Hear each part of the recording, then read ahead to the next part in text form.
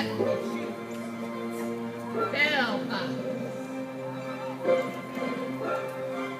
silk medallions, mustangs, assassinations, bombs, Vietnam.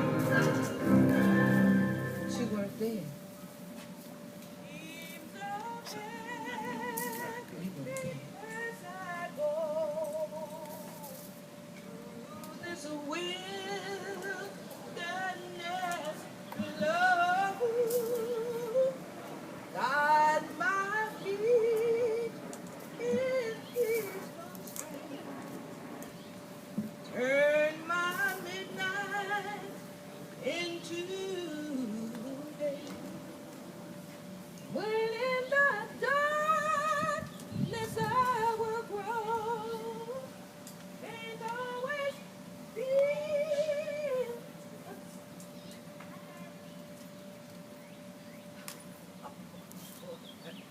Have mercy. I'm so busy cleaning, I didn't even look up. Lord, I didn't know all you folks was out here. Man, I was too busy trying to clean Ruffin's house for him. So see, I just got hired the other day, and I want to make sure they know I do a good job, see. Now, I have pride in what I do. Seems like I heard somebody talk about some civil rights. The civil rights movement? I knew something about that. See, I was born down in Georgia. My mom and daddy had 8 of us children. And you see, back then they had something called sharecropping. But my daddy didn't believe in us being no sharecroppers. So he and my mama saved their money and went on and bought their own farm. Since they had all us kids, they didn't need to hire nobody because they had all us to work for. And we plant and pick that crop. And then when harvest time came, we take our harvest to the market. So we made a good living. But every weekend, we'd always go into town. That was the most exciting time for me because, see, I was the youngest. My daddy would always hold my hand because he said, I don't want my baby to get lost. So we walking all up and down, looking at all the things inside the windows and everything, all them pretty clothes. And one time we walked over near a restaurant, and I said, oh, Daddy, can we eat in there today? They look like they're having a lot of fun. Daddy said, no, baby. We're not allowed in that restaurant. Now, they got a booth in the back. They expect us to go back there and get our food. But we ain't going to do that. We got our own food. We got our own water and juice and everything. You come on over here because we going to the park like we always do. So come on, baby. So I'm skipping along, and all of a sudden, I got thirsty, and I said, oh, let me run over here and get me some water. Baby, you can't drink out of that water right there. Now, there's that say colored, and that say white. And you're not allowed to drink out of that white fountain right there, and then this one's broke. So you come on over here. I told you, we had all our juice, soda, water, anything you want. We don't need nothing here in this town. So went over there and started having fun with our picnic. And one of my daddy's friends came over and said, John, did you hear about that movie that's going to be in town next week? It's called Blackboard Jungle. You know that boy, Sidney Poitier, that new actor, he going to be in that movie, and it's going to be good. Why don't you bring the family? Everybody jumping up and down and saying, oh, Daddy, can we go? Can we go? He said, well, I don't know. I'll have to see. Sometime when Daddy said he had to see, only we could go. And we was all excited all weekend. When we finally got to town, we ran up to the movie house, and there was 2 doors. One said Negro, one said white. We wasn't allowed up in the door to say white.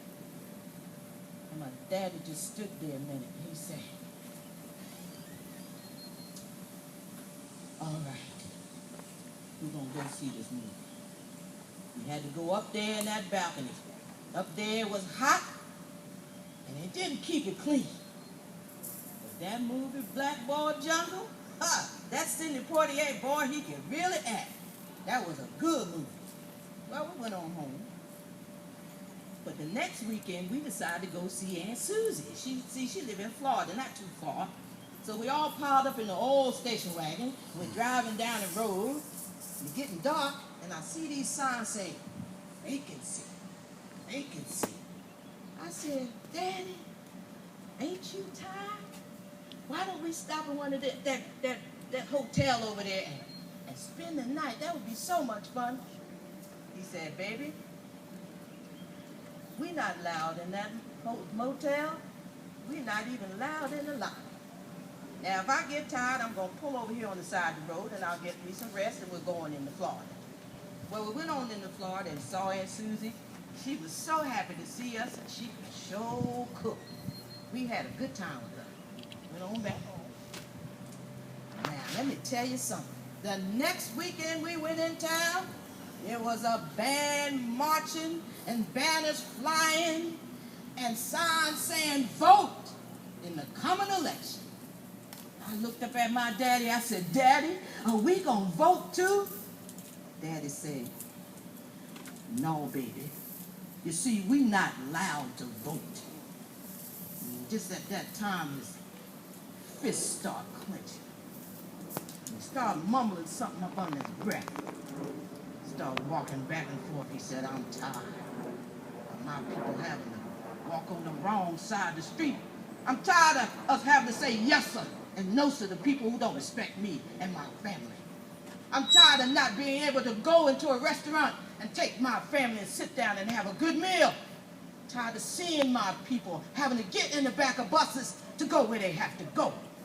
And just as he raised his arm, an angry man, a sheriff came running across the street with all these men behind him, and he rushed up to my daddy and pushed him up against the wall and said, look here, boy, you know we don't allow that kind of noise in our town. If you ain't careful, I'll throw you in jail.